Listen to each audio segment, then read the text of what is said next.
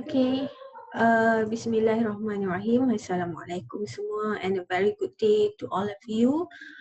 So this is chapter number 1 for our strategic management subject. Okay, so let's see. Chapter number 1 is actually the introduction for this subject.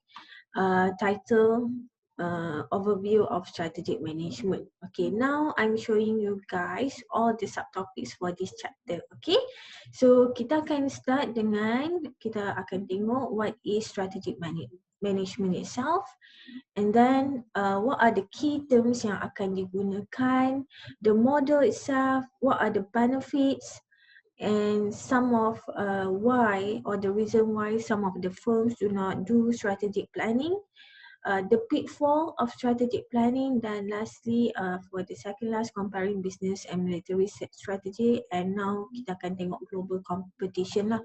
But for global competition, later on Madam nak you all share what are the global competition nature ataupun environment sekarang ni due to the COVID-19 and also the current economic situation. Okay, that one, the last subtopic ni Madam nak awak share dengan Madam later on. Okay, so first thing first, let us see the definition of strategic management. Strategic management is the art and science of formulating, implementing and evaluating cross-functional decision in the organization itself that enables an organization to achieve its objective lah. So that is the definition of so-called strategic management.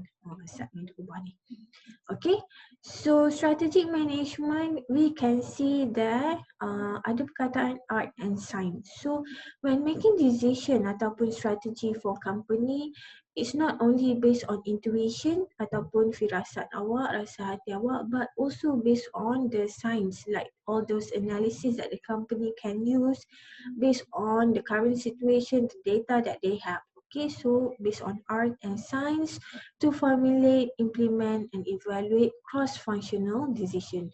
Bila kita kata cross-functional, meaning dalam satu company ada banyak department. So all those function you kena make decision on strategy to enable the organisation to achieve their objective. Kita tahu kan dalam satu-satu organisation ada banyak department. Okay, kita tak boleh buat keputusan ataupun strategi untuk 1-2 department sahaja. Okay, it must be throughout the organisation based on different function. Okay, so kalau kita kata tentang functional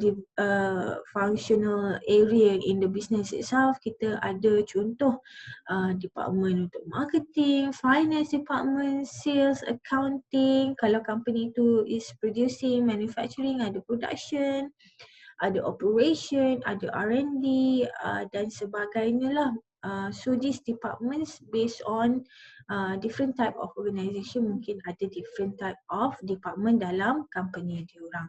Okay, so next one, kita still di bawah defining the strategic management itself. Okay, so selain daripada strategic management, perkataan strategic planning also being used together in describing strategic management lah. Okay, so kadang-kadang orang sebut strategic management, ada sebut strategic planning. However, the term itself referring to these activities lah, macam definition yang pertama. So kalau awak tengok sebenarnya strategy formulation, implementation, evaluating and planning,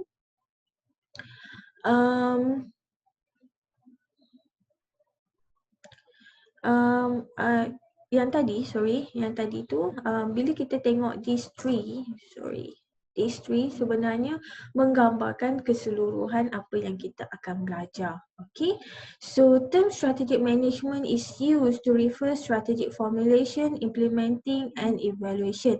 However, walaupun kadang-kadang people got confused, strategic management ni sama ke tak dengan strategic planning? Sebenarnya tak sama, sebab strategic planning only refer to the formulation. Okay, sebab bila kita kata planning, kita baru plan nak formulate. Okay, while strategic management dia punya is covered the whole process itself daripada formulation sampailah ke evaluation. So please make sure that you understand the differences between the two.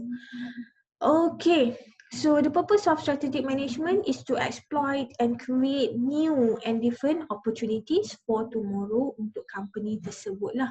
Macam kita tahu in doing businesses, the marketplace, the economy is not constant. Okay, sentiasa berlaku perubahan. Be it you can project the changes that could happen ataupun tiba-tiba Zap macam tu je, jadi COVID-19, then it affected the businesses. So how they need to react, okay? And kalau boleh ada planning lah, bukan kita setakat do business for today only decision making that we have to make. We have to think forward about next year, next 5 years, next 10 years, about the company direction and the strategy that they need to achieve. Okay. So strategic plan, a company's game plan, and strategic plan result from managerial choices among numerous good alternative, alternative yang ada, and it signals commitment to specific markets, policies, procedures and operation. Okay, so next kita nak tengok stages in strategic management. Ada 3. Okay, definition tadi dah menggambarkan. Kita ada formulation, implementation and also the evaluation itself. Okay, so next kita akan tengok each stages. Okay, as this chapter as in introduction, Madam nak kenalkan awak dululah dengan konsep. So stage number 1, strategy formulation, is some of the activities that involve. Among them adalah 1, the company will develop a mission and vision. Bila initially they want to start the business, they can do this. Ataupun business dah jalan, company dah ada, or they need to revisit their vision and mission. Mungkin ada berlaku perubahan kan. Okay, next one, identifying the organization, external opportunities and threats, and also determining the internal strength and weakness. So kita tengok dekat sini external environment involve the opportunity dengan threats for organization. Internally kita ada strength and weakness. So opportunity, threat, strength and weakness. This is the SWOT analysis that the company going to do in sebelum they actually formulate any strategy that they want to pursue. Okay. Next, the vision mission, company also can determine ataupun establish the long-term objective, then generate the strategies that they want to pursue and choosing a particular strategy to pursue. Okay, bila kita nak pilih satu-satu strategi, of course company akan take into consideration various alternative that they can do or they want to pursue.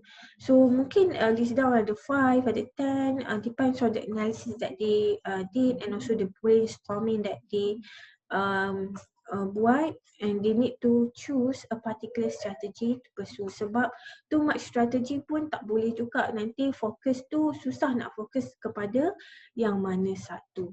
Alright. So strategy, formulation, decision, commit an organization to specific products. Diorang akan commit pilih what kind of products, what kind of market, resources and technology over an extended period of time to untuk pursue lah. Okay, so I hope clear dengan strategy formulation this slide. Okay, these are some of the question, typical question ataupun decision yang they have to tengok lah. Okay, ada 1, what new business to enter, which business to abandon. Kalau company awak besar, ada various type of business, ada tak business yang kena abandon, cannot pursue due to certain reason. Whether to expand operation ataupun nak diversify, nak pergi international market ke tak. Kalau local market only, which area lagi yang you tak cover, yang mungkin you nak pasarkan barang awak sebagai contoh. Whether to merge or form a joint venture with another company. Okay, merger sometimes kenapa company pilih untuk merge because they nak jadi satu company yang lebih besar lah by combining two companies or more. Okay, how to avoid hostile takeover. So these are some of the questions that the company could ask ataupun this involve many decision making that they have to think about. Alright. So next one kita pergi kepada stage number 2 which is the implementation. My madam tulis sikit kat sini stage 2. Alright. So strategy, after formulating the strategy, choose macam kita tengok dekat sini kan, lepas buat semua ni, okay, the company can choose a particular strategy to pursue. Okay. So cuk mana dia? Okay, so in strategy formulation, selepas the company dah choose which strategy to pursue, by using that strategy as a base, the company need ataupun requires a firm, they have to establish the annual objective. Okay, selalunya strategi ni mungkin akan ambil masa yang panjang lah untuk kita capai ataupun buat jangka masa untuk implement the strategy. So they need to establish the annual objective annually, what they need to achieve, so that it could help the company to capai the vision and mission yang diorang dah tetapkan. Devise the policies if needed according to the new strategy that they want to implement. Motivate the employees because having new strategies sometimes involve changes, making changes in the way of people doing work in our company, and bila berlaku perubahan, selalunya it akan affect the motivation of the staff itself. Some people will be quite reluctant to follow the instruction, the new strategies. So the company have to think about how to motivate the employees. Allocate the resources that formulated strategy can be executed. So resources ada pelbagai jenis lah, capital lah, human resources lah, financial lah, asset lah dan sebagainya. Later on kita akan tengok juga benda ni dalam chapter yang lain. And this often called as action stage. So strategy implementation is often called as action stage.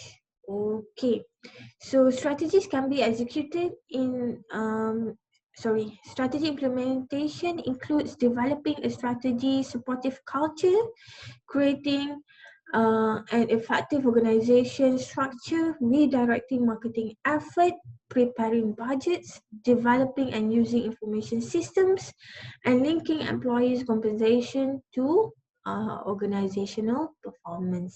Okay, itu antara lain lah yang berkait rapat dengan this one. So stage number 3, madam nak tulis juga kat sini, stage 3.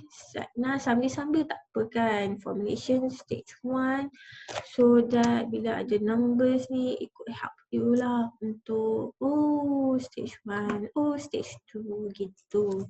Okay, so after the implementation, the action stage dah buat, now kita nak evaluate. So it comes to strategy number 3, stage number 3, strategy evaluation.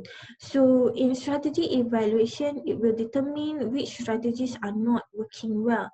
Sebab bila kita ada berbagai jenis strategi yang company nak buat, kadang-kadang mungkin ada certain strategi yang not working well, so they need to review back. Okay, so these what are the fundamental activities yang terlibat dalam strategy evaluation? Ada 3. 1, reviewing the internal and external and internal factors that are basis for current strategies. Review balik ada perubahan tak dekat internal dengan external factors, sebab kalau ada perubahan mungkinlah kena tengok balik strategi tu nak pursue ke ataupun perlu penambahbaikan. Okay, then measure the performance of the strategy. Okay, sebab tu kalau awak tengok antara things to be measured adalah the sales of the company itself, some of it. Okay, some of it. So sales tu akan be measured, like being monitored closely, monthly, daily sales pun ada certain company yang akan monitor. So measuring the performance is to make sure that the strategy yang diorang buat tu sebenarnya the effort is also dah dekat lah nak achieve the strategi ataupun objektif yang dah ditetapkan. Kalau tak, mungkin dia orang kena tengok balik lah what kind of things to be done to rectify the situation itself, sebab ada gap dekat situ, objective versus the current performance of the company itself, and taking corrective action lah. So strategic evaluation is the final stage in strategic management. Managers desperately need to know when particular strategy are not working well, and strategic evaluation is the primary means for obtaining this information. And all strategies are subject to future modification because of the internal and also external factors constantly change. So in doing business, kita kena jadi agile, meaning kalau berlaku perubahan, kita boleh adapt to the changes ataupun react to the changes. Kalau kita maintain status quo macam tu saja, kita takut-takut kita jadi company yang besar dulu, sekarang ni dah tak nampak sangat like Nokia, Kodak dan sebagainya lah, sebab they fail to change according to the changes that happen in dekat luar sana lah. Okay, so any question on the 3 strategies? If not, bagus. Kalau ada, tolong tanya madam dalam group pun boleh juga. Okay. So next one, kita nak tengok the key terms. Alright, but before that, I think I stop the video here so that madam boleh buat video yang nombor 2 untuk the rest of the chapter. So see you in video number 2 for chapter number 1, which is on the overview of strategic management itself. So next video kita nak tengok key terms pula. Assalamualaikum.